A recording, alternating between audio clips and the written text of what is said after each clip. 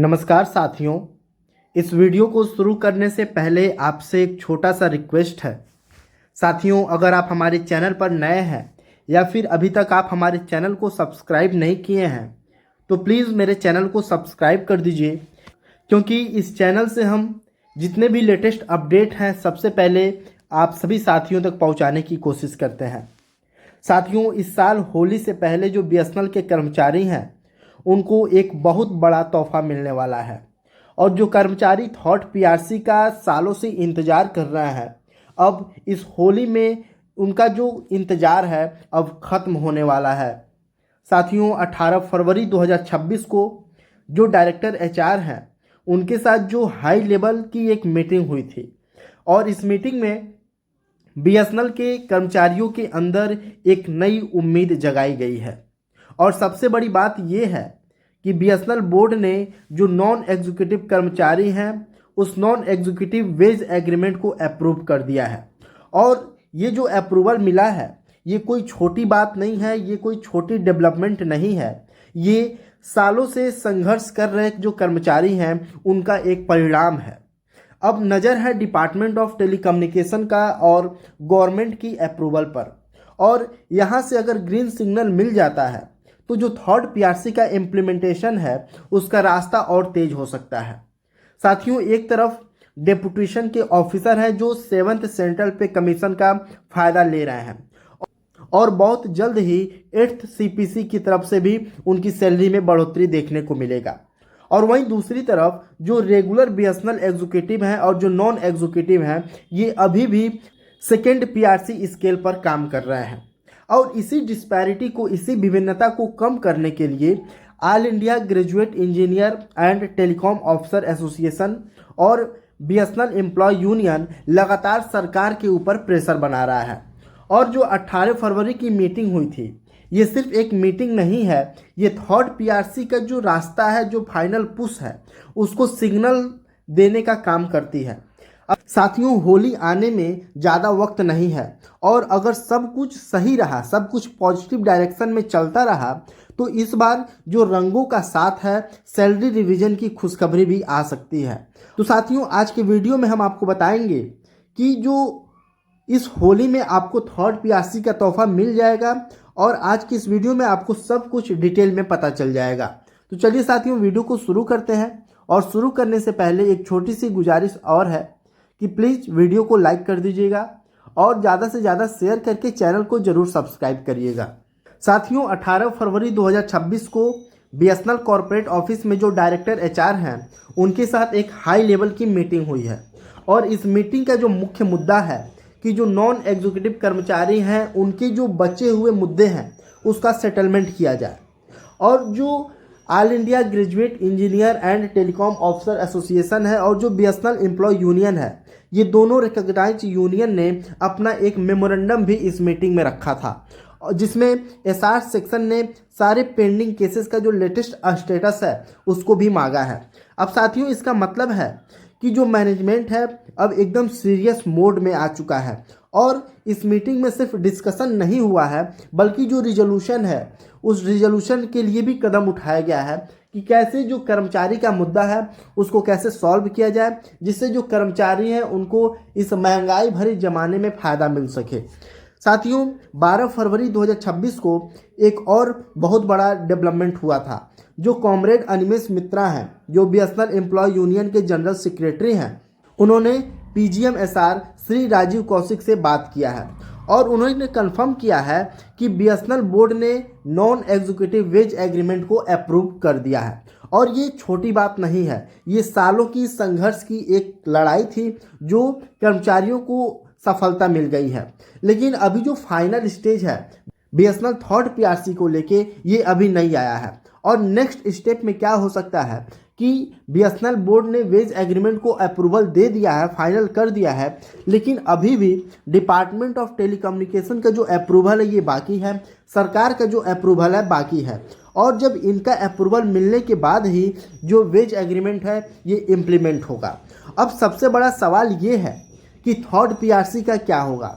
साथियों, जो third PRC है इसका जो पीरियड देखा जाए, टाइमलाइन देखा जाए, तो थर्ड पीआरसी का जो टाइमलाइन है ये 2017 से 2026 तक का है। लेकिन बीएसएनएल एम्प्लॉय यूनियन और बीएसएनएल के जो कर्मचारी हैं ये अभी भी सेकेंड पीआरसी स्केल पर सैलरी ले रहे हैं। अब जो डेपुटेशन ऑफिसर हैं इनको 7th पे कमीशन का बेनिफिट मिल रहा है, अब इनको 8th सेंट्रल पे कमीशन की बेनिफिट भी मिलने वाला है और यहीं से जो डिस्पैरिटी है दिखने लगती है। अब साथियों आप खुद सोचिए कि एक ही कंपनी में दो अलग अलग स्टैंडर्ड चल रहे हैं। पहले जो डेपुटेशन के ऑफिसर हैं जिनको सेंट्रल डियरनेस अलाउंस के स्केल पर उनको डियरनेस अलाउंस मिल रहा है और दूसरे जो रेगुलर बीएसएनएल एग्जीक्यूटिव हैं जिनको इंडस्ट्रियल डियरनेस अलाउंस के स्केल पर उनको डियरनेस अलाउंस मिल रहा है।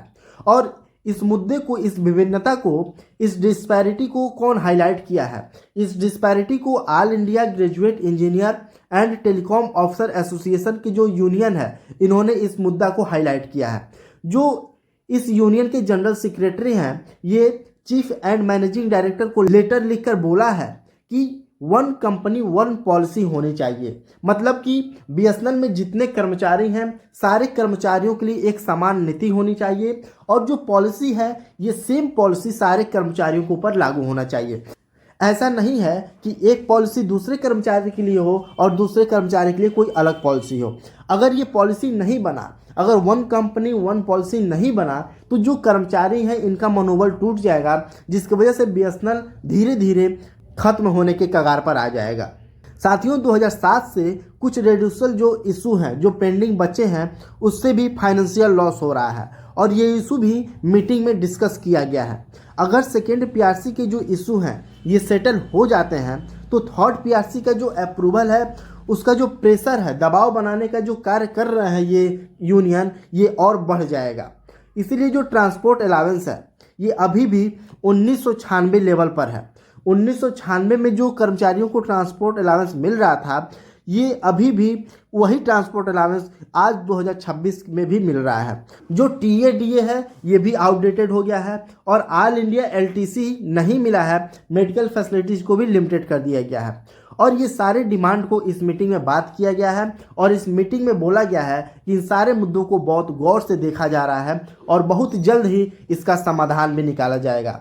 यहाँ तक कि जो बीएसएनएल एम्प्लॉय यूनियन है ये इस मीटिंग में ये भी बात रखा है कि होली से पहले इन सारे मुद्दों को सॉल्व करके होली के अवसर पर इन कर्मचारियों को रंग के साथ उनकी सैलरी को देकर पेंशनर की सैलरी को बढ़ाकर एक नई खुशखबरी दिया जाएगा। साथियों आपको पता होगा कि बीएसएनएल पूरे 25 साल हो गए हैं बीएसएनएल को बनने हुए, लेकिन जो स्ट्रक्चर्ड इंटरनल मैनेजमेंट है ये अभी तक इफेक्टिवली इम्प्लीमेंट नहीं हुआ है।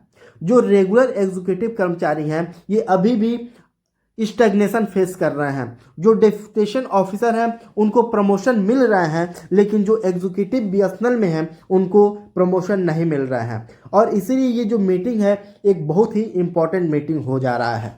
साथियों जरा सोचिए कि meeting direct third PRC implement नहीं करेगी, लेकिन जो वेज एग्रीमेंट है ये वेज एग्रीमेंट बोर्ड से अप्रूव हो चुका है। पेंडिंग इशू जो है उसको इकट्ठा करके मीटिंग में रख दिया गया है, मेमोरेंडम सहित रख दिया गया है और इस मीटिंग में ये भी कहा गया है कि इन सारे मेमोरेंडम पर, इन सारे मुद्दों पर पूरी तरीके से समाधान किया जाएगा। और जो डिस्पैरिटी है, जो विभिन्नता है कर्मचारियों के अंदर, कर्मचारियों को जो एक कर्मचारी को कुछ और सैलरी मिल रहा है, दूसरे कर्मचारी को कुछ और सैलरी मिल रहा है, इसको भी खत्म किया जाएगा, जिससे जो यूनियन है ये यूनाइटेड है और आने वाली जो मीटिंग है उसमें फिर से इस मुद्दे को उठाया जाएगा। और साथियों ये सब सिग्नल क्या बताता है कि जो मैनेजमेंट है और जो यूनियन है ये दोनों प्रेशर बिल्ड कर रहे हैं और अगर डिपार्टमेंट ऑफ टेलीकम्युनिकेशन और गवर्नमेंट से अप्रूवल फास्ट मिल जाता है तो जो फाइनेंशियल उपहार है उसका रास्ता होली से पहले बन सकता है। साथियों मैं ये नहीं कह रहा हूँ कि थर्ड पीआरसी मिल ही जाएगा, लेकिन ये जरूर गारंटी है कि होली से पहले थर्ड पीआरसी मिलने का जो पॉजिटिव मूवमेंट है ये जरूर है। साथियों होली मार्च के फर्स्ट वीक में है और अगर गवर्नमेंट अप्रूवल फरवरी के एंड तक मिल जाता है तो इम्प्लीमेंटेशन ऑर्डर होली से पहले आ सकता है और ये एक पॉसिबल सिनारियो है। फाइनल डिसीजन गवर्नमेंट का होगा। दोस्तों 18 फरवरी की जो मीटिंग है ये नॉर्मल मीटिंग नहीं है और यही थर्ड पीआरसी का एक टर्निंग पॉइंट हो सकता है। वेज एग्रीमेंट के अप्रूवल हो चुके हैं थर्ड पीआरसी का जो प्रेशर है ये धीरे धीरे स्ट्रांग हो रहा है और जो डिस्पैरिटी इशू हैं ये भी ऑफिशियली रेज हो चुके हैं। अब सब कुछ डिपेंड करता है डिपार्टमेंट ऑफ टेलीकम्युनिकेशन के अप्रूवल पर, गवर्नमेंट के कंकरेंस पर और यूनियन की यूनिटी पर। अगर सब कुछ सही डायरेक्शन में चलता रहा तो बीएसएनएल कर्मचारियों के लिए एक बहुत बड़ा रिलीफ हो सकता है।